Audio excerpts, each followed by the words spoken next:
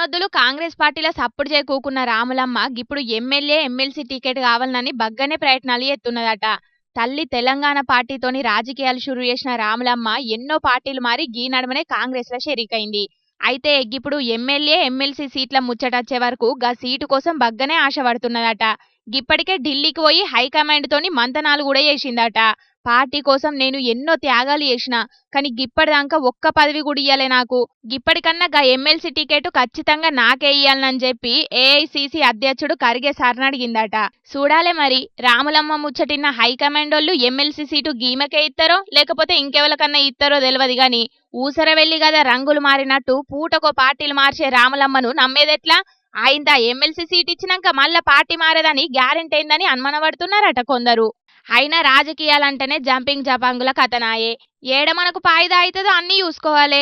గా ముచ్చట్ల రాములమ్మ అందరూ లీడర్ల కంటే 4 ఆకులు ఎక్కువనే చదివినట్టున్నదని అంటున్నారు ఇంకొందరు.